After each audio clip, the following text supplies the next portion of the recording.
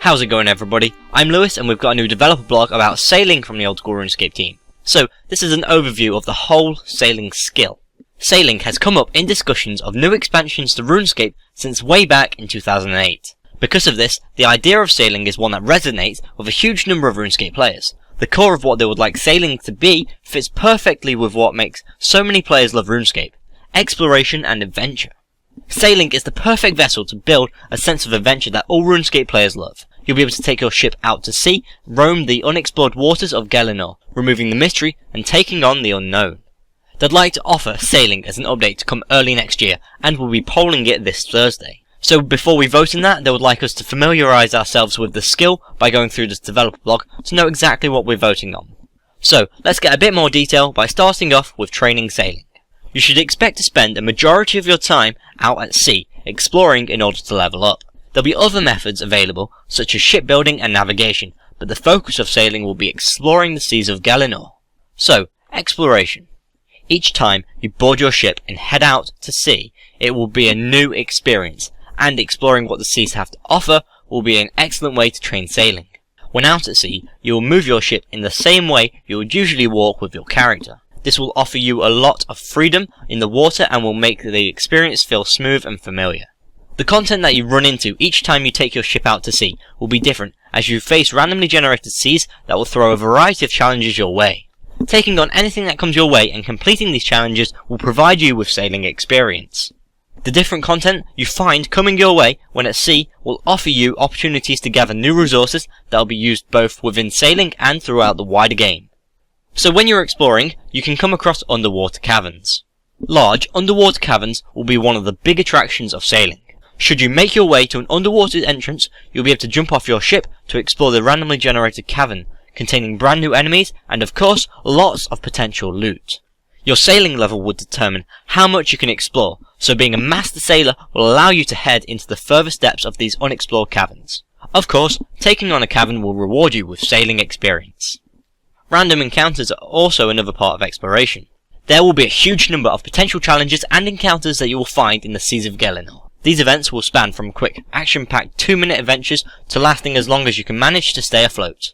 All of these events will provide you with sailing experience. The Old School team have a few ideas for what these random events could be, however they are looking to the community to help create a massive list of varied events to occur out at sea, and they'll go into more depth on these events in the near future. So let's have a look at the ideas they've currently got. Starting off with Defend the Settlement. A small island is under siege and needs your help to defend against attack. Next, Kraken encounters. You've seen what a Kraken can do in a dank cave. Now it's time to try your luck out at sea. Next, X marks the spot. You've discovered a small island. Perhaps there's a little more to it than it seems. And finally, these random events, Cyclone Crisis. You have ended up in the midst of a cyclone. Save yourself and your ship by escaping. They'll be dramatically increasing the size of this list before the release of sailing. In the process, they'll be running a player design competition, as they know the community have many ideas that'll help sailing be all it can be. Another way to train sailing is navigation. You will gain experience every time you navigate a set point-to-point route. Along the way, you'll have the option to take part in events and challenges that will appear on your path, and doing so will provide you with more experience for the trip. You'll be able to pick from your existing ships and set it up to best suit the journey you're heading out on before setting sail. And finally, the last way to train sailing will be shipbuilding.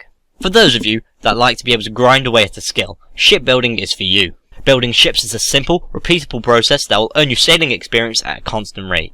Shipbuilding will not provide experience rates comparable to exploration, but will allow for a more relaxed style of gameplay for those who prefer it. The basic process of shipbuilding is as follows. Step 1. Initiate the build. Step 2. Check the status of your ship and see if it's complete. Step 3. Modify your ship with upgrades. And then Step 4. Sell your ship or sail. The higher your sailing level, the more options you will have when it comes to the quality of your ship and what upgrades you would like to add. So let's run down shipbuilding in a bit more detail. Step 1. Initiating the build. Head to a shipyard and initiate a build. To do this, you'll need to provide workers with the necessary resources and tell them what to build. The required resources will vary depending on the type of ship you're building, but will generally include various types of planks, bars, nails and cloth. Depending on the type of ship you're building, you may also receive small amounts of construction, crafting and smithing experience. Step 2. Checking the status of your ship. After some time passes, you can return to check the status of your ship, in a similar way to checking the health of trees in farming. This will earn you experience. Step 3. Modifying your ship. This is where you choose if you'd like to add upgrades to your ship. And finally, Step 4. Sale or sell. Choose whether you would like to sell the ship off to an NPC for a low price, or commission it for use out at sea. Selling the ship will allow you to immediately start a new build, whereas commissioning the ship will prevent this. As you level up your sailing, you'll gain the ability to build at more and more shipyards that offer faster build times. You'll be able to build at different shipyards simultaneously. Having a higher sailing level will, of course, help you build bigger and better ships. As you level up, you'll have access to an awful lot more customizations and upgrades for your ships.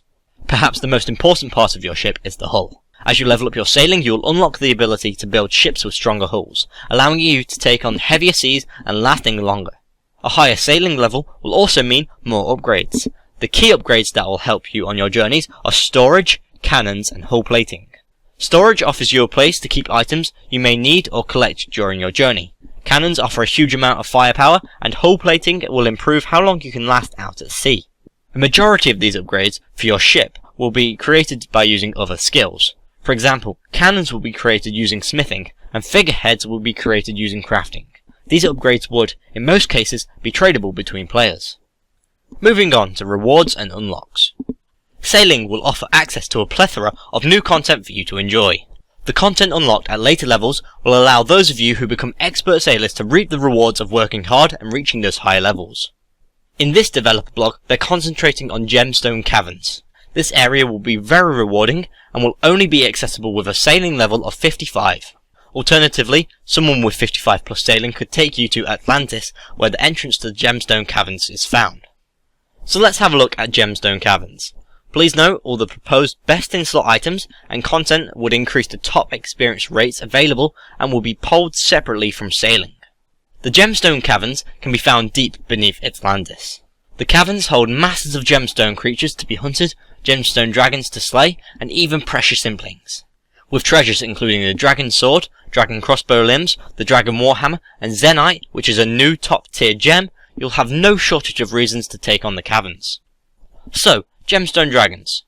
Gemstone dragons are a fierce, new set of dragons ranging in difficulty from sapphire to ruby. Taking on these beasts will offer you a very slim chance of receiving a dragon sword, dragon warhammer, or dragon crossbow limbs. You'll also have a chance of receiving a zenite shard, which is used to create a zenite gem. Next, the gemstone creatures. Jade, opal, topaz, sapphire, emerald, ruby, and diamond creatures are scattered throughout the caverns. These creatures are no easy catch, but an experienced enough hunter should have no trouble getting their hands on them. Catching these monsters will require between 32 and 95 hunter, depending on the type you're attempting to catch. Next, precious implings. These incredibly rare implings can be caught with 93 plus hunter. Looting them will give you a very slim chance of receiving a zenite shard. Rounding off the gemstone caverns, let's have a look at zenite. Zenite is an incredibly powerful new gem created by infusing a zenite shard with a cut onyx. Zenite requires 89 crafting to be cut and can create a number of powerful pieces of jewelry. So let's have a look at the Ring of Death. It requires 89 crafting to create. It will provide the best in-slot defensive bonuses, and when below 10% hit points, this ring will fully heal you. After 10 uses, it will revert back to a zenite shard, and you will need another cut onyx. This won't work in PvP. Next, the Ranger Necklace, which doesn't have a name yet. It will require 92 crafting to create, it will provide the best in-slot offensive range bonuses, and will have a passive healing effect when fighting NPCs. Next, the Magic Bracelet, which doesn't have a name yet. It will require 95 crafting to create, it will provide the best in-slot offensive magic bonuses, and will also have a passive healing effect when fighting NPCs. And finally, we've got the Melee Amulet, which also hasn't got a name yet. It will require 98 crafting to create, it will provide the best in-slot offensive melee bonuses, and will also have a passive healing effect when fighting NPCs. There's an awful lot more ideas to be unlocked through sailing, and this is a list of more of the ideas that they'll be expanding upon in future developer blogs. Discover Fossil Island. Vast dungeons packed with various beasts, both familiar and new. New locations for training existing skills. Brand new resources. Augury and Rigor. Discover the lost island of Atlantis. Encounter new races. Meet the mermaids of Charlottania. And lots more. They want our ideas to help make sailing all it can be. And finally, this developer blog, we've got the FAQs. Starting off with some general questions. So, why a new skill?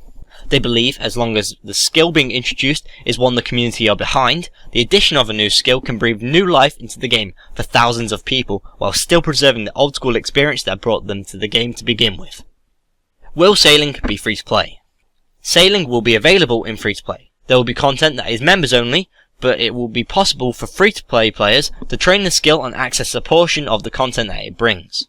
Will sailing be more like a minigame than a skill? No, not at all. Minigames are very self-contained and, outside of rewards, have no impact on the wider game. Sailing will be seamlessly integrated into the old school world and will be a true part of the game.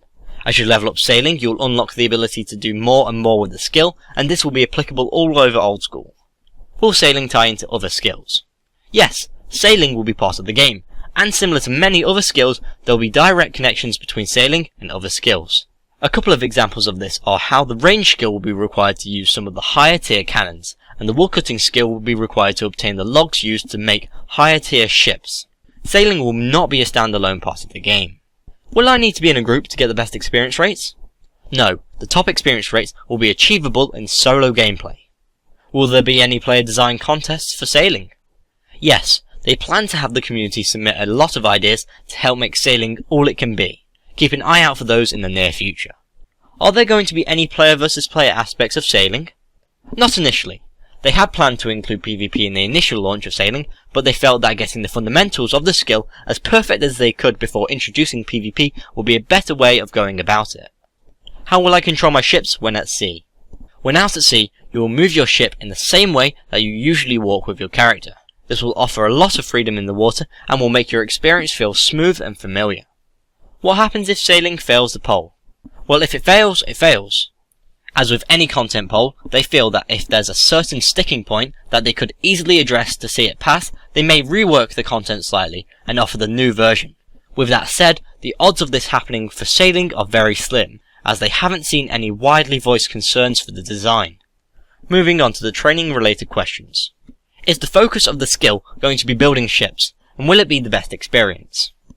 No, you'll earn more experience by taking to the sea and exploring. Shipbuilding will be a key part of the skill, but will not be the primary way to train. Shipbuilding will act as a slower, more grindable part of sailing. Will I be able to enjoy sailing as a pure? Yes, pures will be able to train sailing without fear of unexpected experience gain. Will I be able to train sailing as a skiller? As with pures, there will not be any risk of unexpected experience gain when playing as a level 3 skiller. With that said, some content may not be fully accessible. And finally, moving on to the reward FAQs. Will anything overpowered be introduced with sailing? The community will have control over which rewards end up in-game, as they'll be polling any rewards that will raise the current top experience rates, as well as any new best-in-slot equipment. If the community does not approve of the rewards, they will not pass the poll, and they will not end up in-game. Will I need to have a high sailing level to visit the areas unlocked by sailing? Some areas that are locked behind the sailing requirement will be accessible by players that do not have the necessary sailing requirement if someone that does have the sailing requirement chooses to take them there.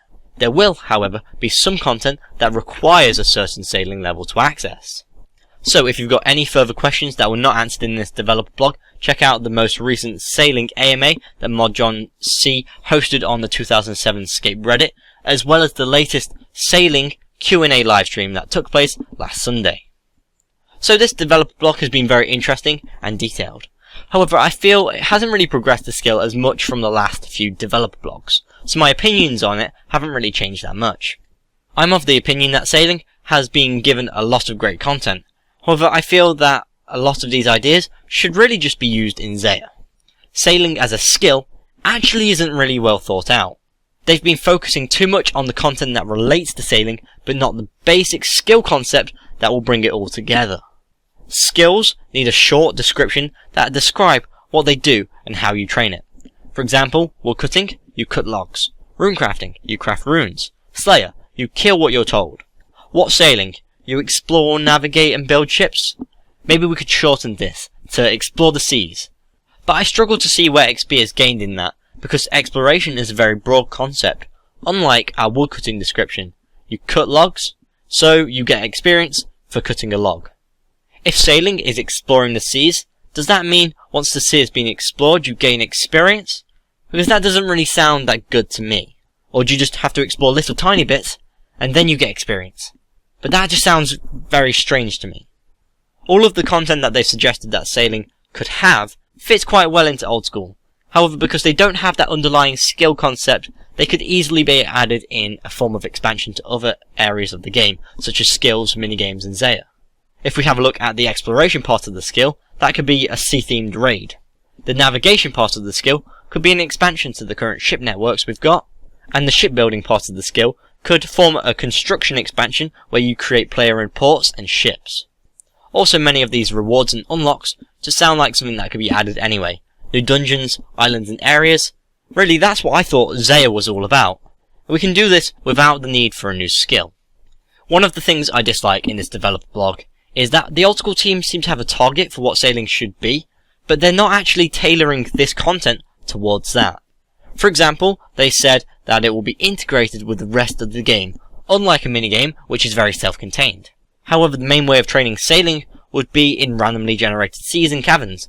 That will be very self-contained, and the unlocks from sailing currently remind me of resource dungeons that Dungeoneering introduced. So far this description is exactly what they described a minigame to be. I like the fact they're trying to tie in other skills by including islands and such which will require those skills to explore, but I can't see how that means sailing is integrated with the game.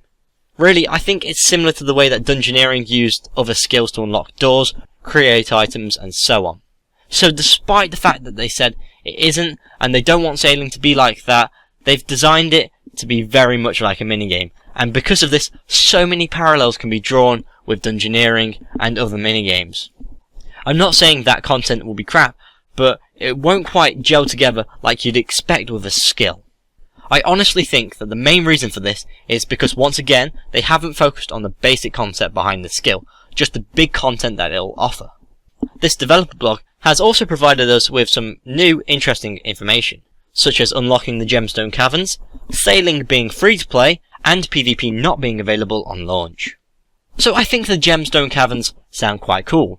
Once again, they remind me of the Dungeoneering resource dungeons, and something I feel that should be on Zaya. But anyway, the content suggested there sounds good. I like the idea of gemstone caverns. I think it's very interesting.